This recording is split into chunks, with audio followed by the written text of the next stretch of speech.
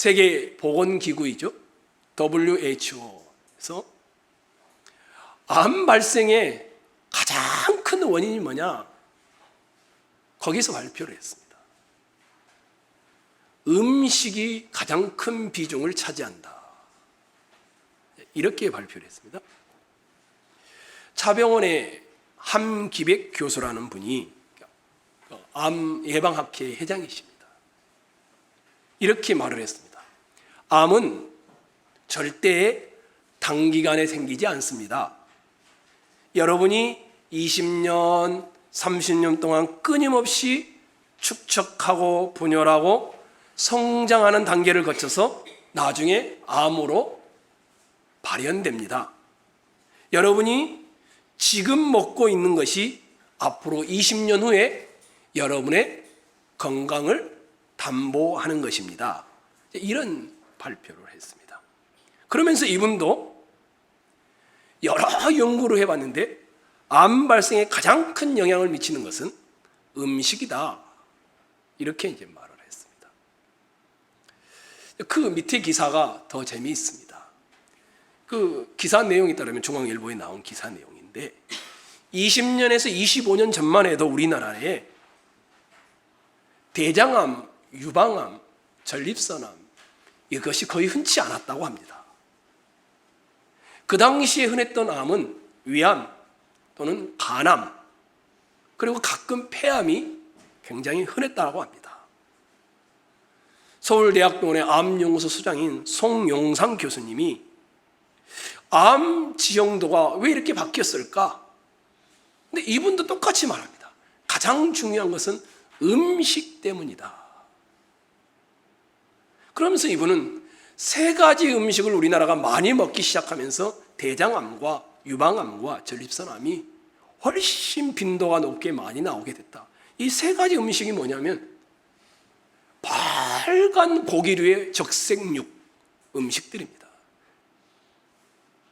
그 이유들은 구체적으로 설명하지 않겠습니다. 두 번째는 동물성 지방이 많은 음식들입니다. 세 번째는 음식 자체가 아니라 가공해서 만들어 놓은 음식들. 이것을 많이 먹기 시작하면서 우리나라에 암이 많아졌고 특별히 대장암과 유방암과 전립선암이 많아졌다라고 이야기를 했습니다. 그런데 그 기사가 재밌는 게 있습니다. 암을 유발하는 음식들이 이렇게 많습니다. 적색육이라든지 동물성 지방이라든지 또는 가공 음식들이라든지. 그런데 암을 예방하는 음식도 있다고 합니다. 20, 30년 꾸준히 먹으면 그 사람은 암에 걸릴 확률이 굉장히 낮아진다고 합니다. 그 첫 번째가 적색육을 먹지 말고 빨간 고기를 먹지 말고 하얀 흰색육, 닭가슴살이라든지 이런 것들을 먹으라는 것입니다. 또 유산균과 섬유질 음식들을 섭취를 하라는 것입니다. 뭐 채소라든지 과일이라든지.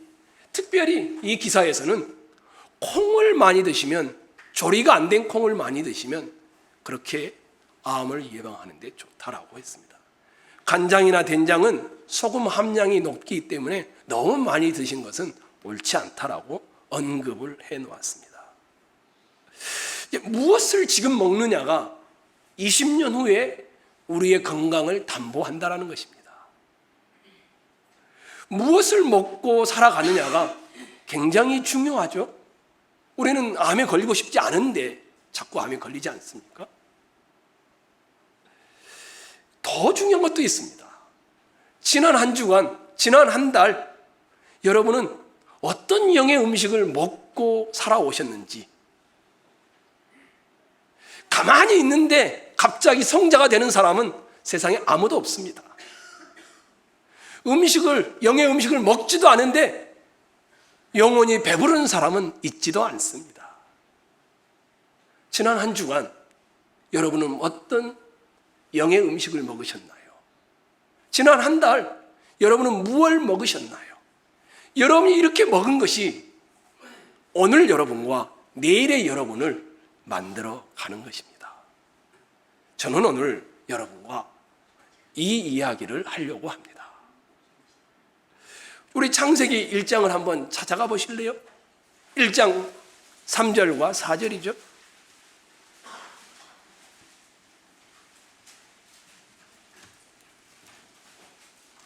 성경의 첫 장이니까 찾기가 쉽죠? 제가 3절 읽겠습니다. 하나님이 이르시되 빛이 있으라 하시니 빛이 있었고 빛이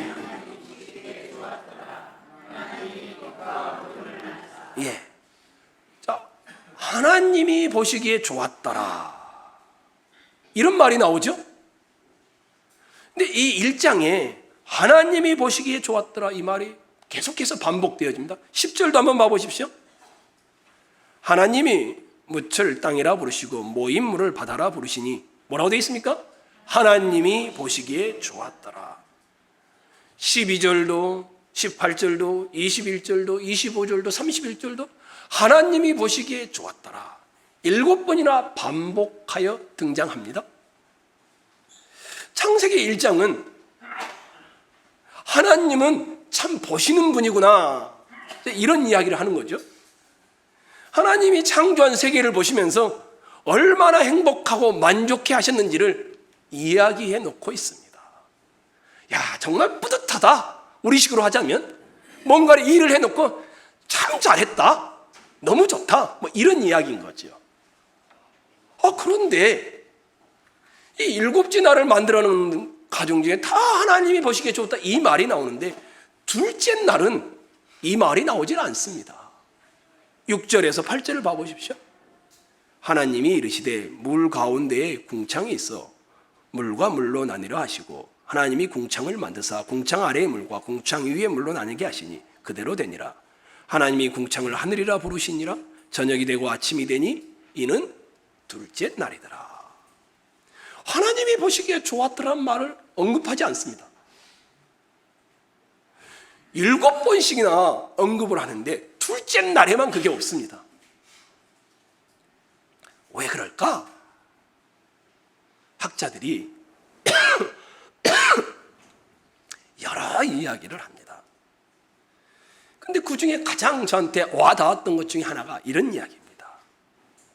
이 둘째 날의 창조는 참 좋은 것이긴 한데 사람에게 유익하거나 사람을 직접적으로 좋게 하는 것은 아니기 때문에 둘째 날을 보시기에 좋았더라 이 말이 들어있지 않는 것이다. 하늘이 만들어지고 물이 나누어졌지만 사람이 거주할 땅은 아직 혼돈 가운데 있었습니다. 그래서 바다가 나뉘어지고 마른 땅이 나타난 셋째 날에 이르러서야 마른 땅이 하나님이 이제 만들고 나서야 하나님이 보시기에 좋았더라 언급을 하는 것입니다. 하나님이 보시기에 좋았더라. 이 말의 모든 것이 뭐냐면 왜 좋았냐 하면 인간에게 유익된 것들이 다 만들어지니까 너무 좋다라는 말입니다. 그냥 좋은 게 아니라 내가 만들고 있는 6째 날에 사람을 위하여 이 모든 것들이 너무 좋더라. 이런 의도를 담고 있는 것입니다. 창세기 1장의 창조는 사람을 가장 행복하게 하기 위한 창조였다. 이런 말을 하고 있습니다. 하나님이 좋은 것을 보시고 사람을 위하여 좋은 것들을 만드시고 너무 행복해 하신다는 것입니다. 그런데 이와 유사한 방법인데 다른 표현이 있습니다. 3장 6절을 한번 찾아가겠습니다. 창세기 3장 6절입니다. 여러분이 한번 읽을까요? 읽겠습니다. 시작.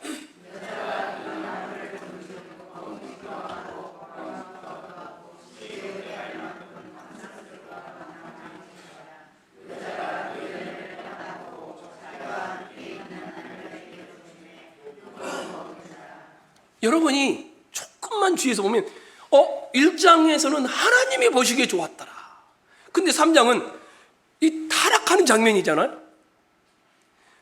여자가 그 나무를 본즉 사람이 보기에 지혜롭고 탐스럽고 이런 이야기를 1장에 하나님이 보시기에 좋았더라, 3장에 여자가 본즉 좋았더라는 말을 대조시켜 놓고 있습니다. 여자가 본, 사람이 보기에 좋았던 것과 하나님이 보시기에 좋았다라는 것 사이에는 대조와 평형법이 사용되고 있는 것입니다. 조금 더 말하면 사람이 보기에 지혜롭고 사람이 보기에 탐스러운 것들과 이 사람의 지혜와 하나님이 보기에 좋고 하나님이 보시기에 행복한 것 사이에는 대조가 되고 있는 것입니다. 그리고 그 사이에 사람이 보기에 좋은 것은 사단의 유혹에 빠졌을 때 일어나고 있음을 말해주고 있습니다. 그러면 하나님이 보시기에 좋은 것, 하나님이 보시기에 좋지 않는 것, 이걸 어떻게 구분하고 있느냐? 이걸 조금 더 말하면 하나님의 지혜와 사람의 지혜가 결정적으로 구분되는 것이 어떻게 이야기화되고 있느냐? 이것을 보고자 합니다. 2장으로 오겠습니다. 2장 15절입니다. 제가 15절을 읽고 여러분이 16절, 17절 읽습니다. 여호와 하나님이 그 사람을 이끌어 에덴 동산에 두어 그것을 경작하며 지키게 하시고, 여호와 하나님이 그 사람에게 명하여 이르시되 동산 각종 나무의 열매는 내가 알기로 먹되 알게 하는 나무 위의 열매는 먹지 말라. 내가 먹는 날에는 반드시 경작하며 지키게 하시고, 15절에 그랬죠? 에덴 동산. 이것은 여러분이 나중에 보면 알지만 이 단어는 예배하며 순종하게 하는 단어와 거의 비슷한 단어입니다. 에덴 동산에서 일 자체가 예배였고 삶 자체가 하나님께 순종하는 것이었다. 그랬는데 16절에 하나님이 그런 사람을 향하여 명령하는 내용이 나오죠. 그 명령의 내용은 뭡니까? 먹어라. 그리고 먹지 말아라. 먹는 문제에 대한 이야기를 하고 있는 것입니다. 동산 각종 나무의 열매는 내가 임의로 먹되 선악을 알게 하는 나무의 열매는 먹지 말라. 내가 먹는 날에는 반드시 죽으리라.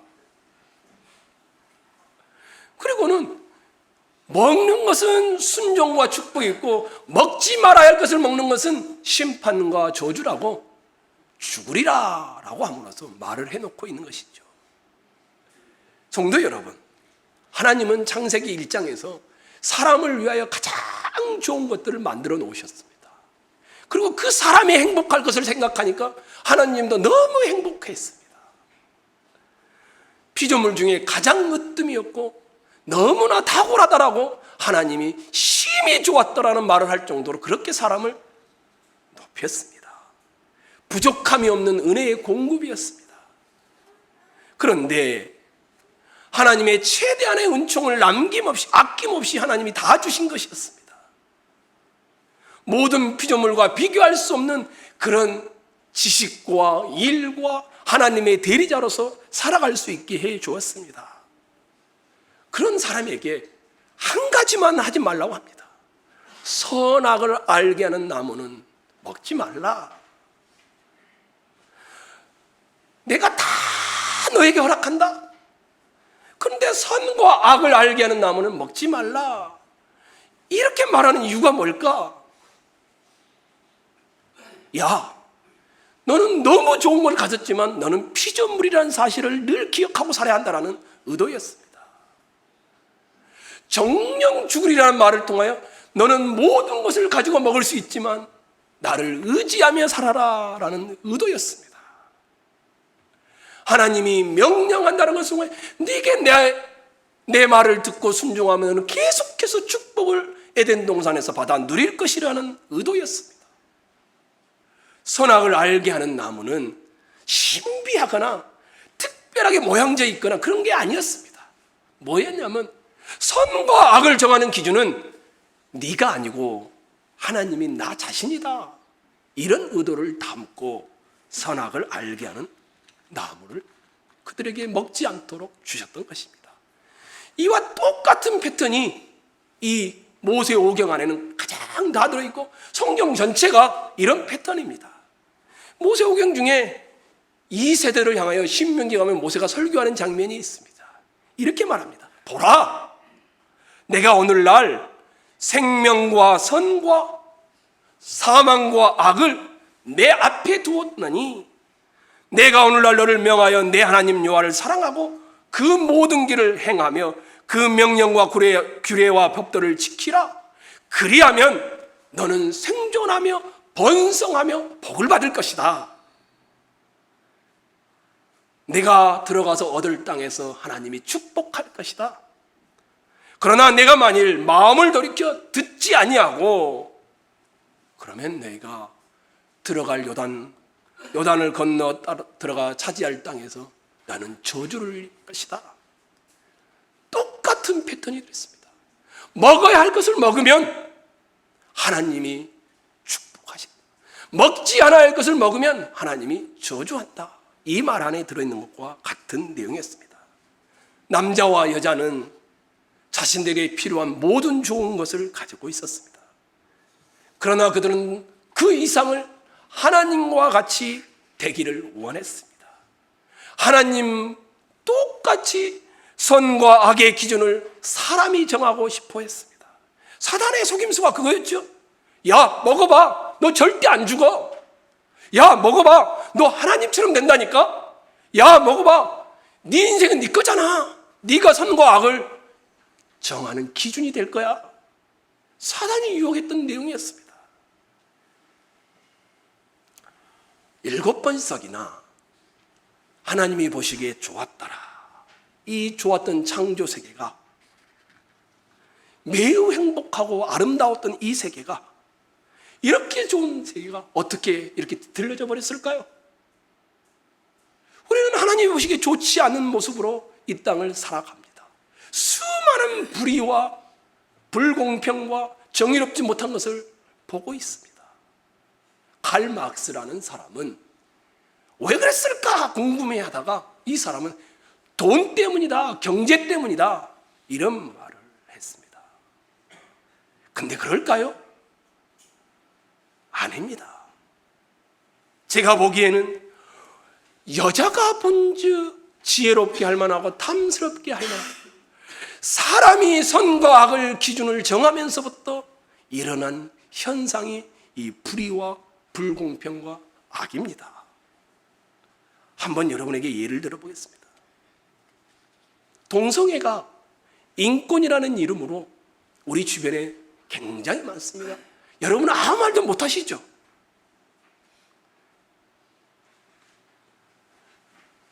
결혼 전에 성관계를 갖는 것이 옛날에는 굉장히 수치스러운 일이었습니다.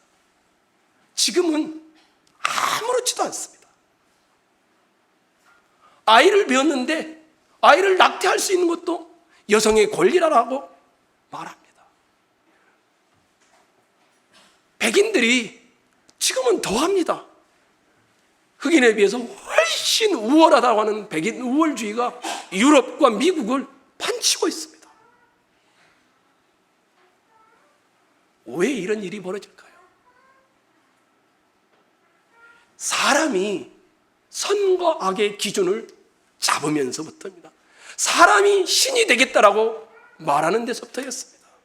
선과 악의 기준은 우리가 아닙니다. 우리의 지식과 우리의 문명이 아닙니다. 창세기 2장 16절로 17절에 선과 악의 기준은 피조물인 너희가 아니라 하나님 이분이라는 사실을 명확히 해놓고 있는 것이었습니다. 절대성이 사라진 것이죠. 내가 좋으면 다 진리이고 내가 싫으면 비진리가 되어버리는 세상에 놓여 있는 것입니다. 사랑하는 성도 여러분, 여러분은 이런 세상 앞에서 절대적 진리, 절대적 말씀, 절대적 윤리, 절대적 가치관, 배타적인 진리와 배타적인 가치관과 배타적인 윤리로 이 땅을 살아가야 합니다. 왜냐하면 우리는 선과 악의 기준은 하나님이 정하시는 것이지 늘 변하는 문명과 인간이 정하는 것이 아니라는 것을 고백하기 때문입니다. 창세기 1장과 2장의 소설에서 창조주 하나님은 좋은 것을 주셨습니다. 그런데 창세기 3장에 와서 사람이 보기에 좋은 것을 선택하면서 저주와 타락이 임했습니다. 그런데 이 저주와 타락이 임한 내용을 다루는데 참 재미있게 그 분석을 다루고 있는 것이었습니다. 심히 좋고 너무 좋았던 것들이 타락하게 됐는데 그 원인, 그 발생의 스토리가 뭐냐면 먹을 것을 먹지 않았기 때문이라는 것입니다. 먹지 말아야 할 것을 먹었기 때문이라고 말을 하고 있는 것입니다. 여러분이 한번 보겠습니다. 3장 1절 이하를 한번 봐보십시오. 창세기 3장 1절 이하입니다. 그런데 뱀은 여호와 하나님이 지신 들짐승 중에 가장 강교하니라. 뱀이 여자에게 물어 이르되 하나님이 참으로 너희에게 동산 모든 나무의 열매를 뭐라고 되어 있습니까? 이 먹는 문제를 가지고 사단이 시비를 걸어온 것이었습니다. 여자가 뱀에게 말하되 동산 나무의 열매를 우리가 먹을 수 있으나 동산 중앙에 있는 나무의 열매는 하나님의 말씀이 너희는 먹지도 말고 만지지도 말라 너희가 죽을까 하더라. 3장 6절을 한번 봐보십시오. 이들이 어떻게 타락했는지. 여자가 그 실과를 어떻다고 합니까? 여자가 그 나무를 번지고 먹음직도 하고 보암직도 하고 지혜롭게 하는 건 탐스럽게 한 나무인지라. 여자가 그 열매를 따먹고 자기와 함께 있는 남편에게도 주며 그도 먹은지라. 이 먹는 문제가 타락을 가져왔습니다. 심판을 묘사하는 17절, 18절, 19절을 한번 봐보십시오. 오늘 우리가 읽었던 본문 내용이죠. 아담에게 이르시되 내가 내 아내의 말을 듣고 내가 내게 먹지 말라 한 나무의 열매를 먹었은즉 땅은 너로 말미암아 저주를 받고 너는 내 평생에 수고하여 그 소산을 먹으리라. 17절에만 먹다라는 단어가 3번 나옵니다. 18절에도 한 번 나오고요 19절에도 한 번 나옵니다. 심지어 사단인 뱀을 심판하면서도 먹다라는 이야기를 꺼내놓고 있습니다. 이 먹어야 할 것을 안 먹고 먹지 말아야 할 것을 먹는 이 사건이 인류에게 미친 심판의 내용을 담고 있습니다. 그런데 이 먹다라는 단어가 여기만 사용된 건 아닙니다.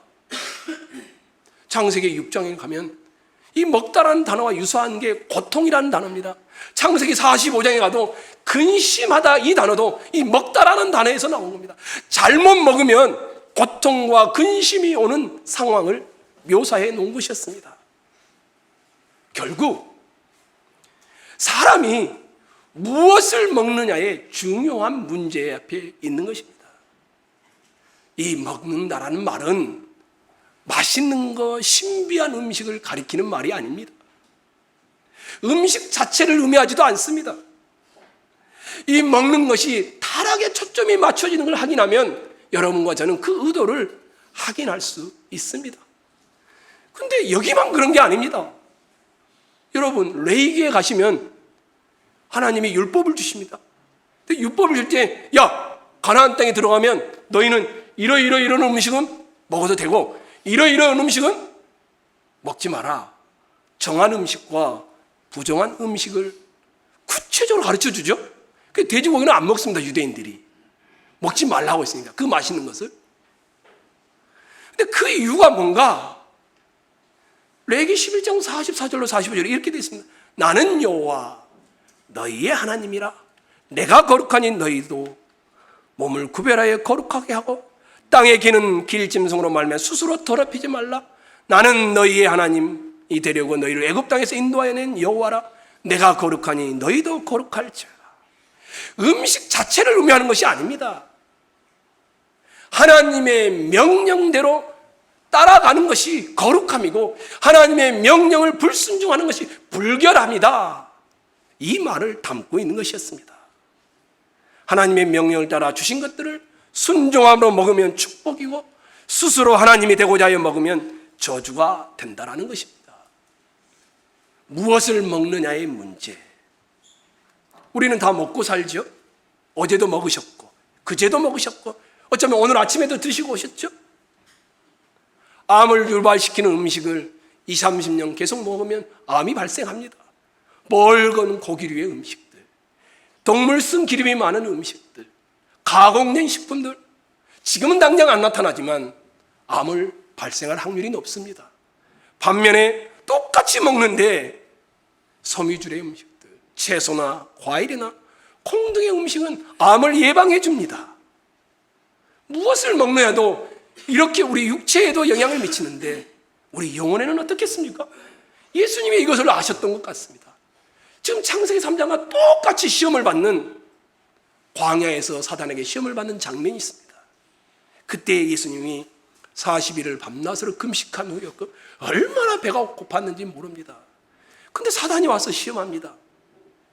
내가 만일 하나님의 아들이거든 이 돌들을 떡덩이가 되게 해봐라. 얼마나 배고프냐. 돌들을 떡덩이 되게 해서 기적을 일으켜서 만들어 먹어봐라. 예수님이 대답합니다. 사람이 떡으로만 살 것이 아니고 하나님의 입으로부터 나오는 모든 말씀으로 살 것이니라. 무슨 말입니까? 사람이 육체의 배부름을 사는 것이 아니라 영혼의 배부름인 말씀을 먹어야 산다라는 것을 말씀하고 있는 것이었습니다. 이 정도가 아니었죠. 우리 김상엽 집사님과 함께 성경 낭송을 하셨죠. 요한복음 6장에 예수님이 뭐라고 합니까? 내가 곧 생명의 떡이니라. 이는 하늘에서 내려오는 떡이 사람으로 하여금 먹고 죽지 아니하게 하는 것이니라. 나는 하늘에서 내려온 살아있는 떡이니라. 예수님이 직접 하는 말씀입니다. 나는 하늘에서 내려온 살아있는 떡이니라. 사람이 이 떡을 먹으면 영생하리라. 그러니까 예수를 먹으면, 예수를 씹어 먹고 예수를 마시면 영원한 생명이 주어진다라고 말하고 있습니다. 그러면서 이렇게 말합니다. 예수께서 이르시되 내가 진실로 진실로 너희에게 이르노니 인자의 살을 먹지 아니하고 인자의 피를 마시지 아니하면 그 안에는 생명이 없다라고 말합니다. 내 살을 먹고 내 피를 마시는 자는 내 안에 거하고 나도 그의 안에 거하나니 살아계신 아버지께서 나를 보내시면 내가 아버지로 말미암아 사는 것 같이 나를 먹는 그 사람도 나로 말미암아 살리라. 성도 여러분, 여기에 떡과 여기에 잔이 있습니다. 이건 상징입니다. 예수님의 몸과 피를 상징하는. 근데 여러분이 이 떡과 이 잔을 마시면서 예수를 먹는 믿음으로 먹으면 영원한 생명이 여러분에게 거하고 여러분 속에 주께서 거하시며 여러분을 복되게 하신다라고 말씀하고 있는 것입니다. 그래서 어느 학자가 이 요한복음 6장을 이렇게 말했습니다. 그리스도는 내 생명의 밥이다. 여러분 밥 드셨죠? 사람이 진짜 먹어야 할 것은 예수님 그분 자체이다. 여러분의 삶에 일용할 양식이 계속 필요하듯이 여러분의 영혼의 삶에 예수를 먹지 않으면 여러분은 다 굶어 죽는다.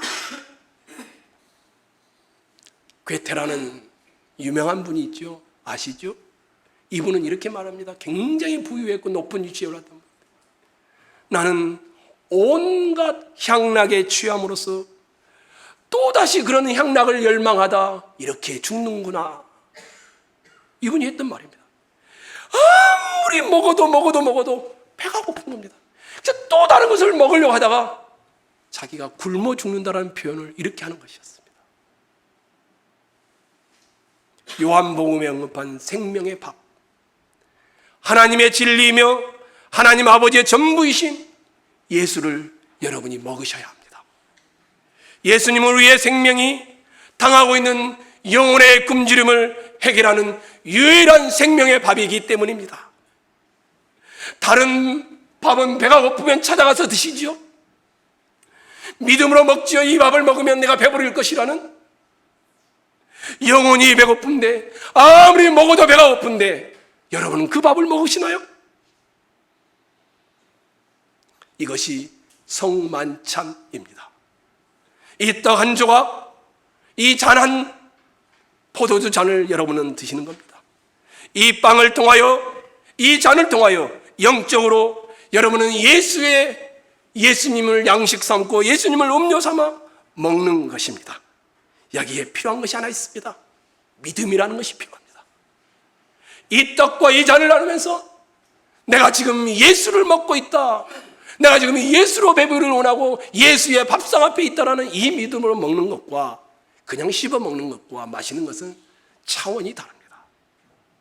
오죽했으면 뜨뜻미지근하게 살아가고 있는 라오디게아 교회 성도들을 향하여 요한이 아주 분명하게 말합니다. 볼지어다 내가 문 밖에 서서 두드리노니 누구든지 내 음성을 듣고 문을 열면 내가 그에게로 들어가 그와 더불어 먹고 그는 나와 더불어 먹으리라. 여기서도 먹는다는 말이 나옵니다. 예수를 먹어야 한다는 겁니다. 라오디게아 성도들에게 예수를 먹지 않으면 아무리 부유해도 굶어 죽는다라는 것입니다. 예수를 순종함으로 먹으면 여러분이 충만히 주님이 여러분 안에 거하게 되므로 배부를 것이라고 말합니다. 이 정도가 아닙니다. 요한계시록 19장 말미에 가면 하늘에 잔치가 벌어졌는데 어떤 잔치인 줄 아십니까? 그 앞에다 단어를 달아놨습니다. 어린 양의 혼인잔치가 벌어진다고 합니다. 어린 양을 이 땅에서 먹었던 사람들이 그곳에 모여서 어린 양과 함께 벌리는 대잔치를 말하는 것이었습니다. 이 정도가 아닙니다. 누가복음 15장에 가시면 여러분 아시죠? 둘째 아들이 나갔다 돌아왔을 때 아버지가 어떻게 합니까? 살찐 소를 잡고 풍악을 울리고 춤을 추면서 잔치를 벌입니다. 죽었다가 살아난 자가 왔으니 이렇게 하는 것이 마땅하다고 하면서 하늘나라는 살찐 소와 살찐 송아지를 먹으면서 잔치하는 것과 동일한 것이었습니다. 사랑하는 성도 여러분, 하나님이 보시기에 좋았더라 이 상태 돌아가기 위해서는 구약을 통하여 준비되었고 신약에 오셔서 우리에게 주셨던 예수라는 밥을 여러분이 먹어야 합니다. 순종이라는 믿음으로 이 밥을 먹으면 에덴 동산이 여러분의 심령과 여러분의 삶의 자리에 회복되어질 줄로 믿습니다. 똑같이 이 떡을 먹는데 믿음이 없이 불순종으로 아무런 생각 없이 참여한다면 여러분은 여전히 먹지 말아야 할 것을 먹는 불순종의 저주 아래 있게 될 것입니다. 말씀을 맺고자 합니다. 제가 깜짝 놀란 기사 하나가 있습니다. 키 157cm, 체중 28kg, 거식증 투병 여성, 이런 기사를 제가 읽었습니다. 미국 캘리포니아의 한 시골 마을에 사는 달린 로키라는 여성에 대한 이야기입니다. 아주 마라톤을 좋아하고 튼튼한 여자였는데 어떤 충격을 받고 나서부터 그 다음부터 먹지를 못하는 겁니다. 아무리 의사가 당신 이러면 죽습니다, 영양제도 한두 번이시지 안 됩니다, 그래도 들어가지를 않는 겁니다. 먹을 수가 없는 것입니다. 음식을 먹지 않으면 치명적인 상황에 직면할 거라는 경고 앞에도 이 여인은 결국 음식을 먹지 못하는 상태로 있게 된 내용의 기사였습니다. 10년에 걸쳐 찾아온 그 거식증이 이 여인을 죽이고 있다는 것이었습니다. 혹시 여기 계신 여러분, 말씀을 먹어본 적도 없고 먹으려고 하지도 않고 이렇게 앉아 계시지는 않나요? 거식증에 걸린 이 여인처럼 죽어가고 있는데도 죽어가는지도 모르고 이 시간이 다시 새롭게 시작하기를 원합니다. 이 떡을 먹으면서 나는 정말 주님을 먹고 싶습니다. 정말 주님으로 내 영혼이 배부르기를 원합니다. 이 믿음으로 참여하셔서 이 잔을 마시면서 주님의 빌로 내 영혼의 더러운 것들 다 씻겨주시고 새롭게 하여 주시옵소서. 주와 더불어 먹고 주와 더불어 마시는 혼인잔치가 내 영혼에 일어나게 하옵소서. 이 믿음으로 참여하셔서 거식증에서 벗어나고 여러분의 영혼이 먹음으로 배불러지기를 주의 이름으로 축원합니다.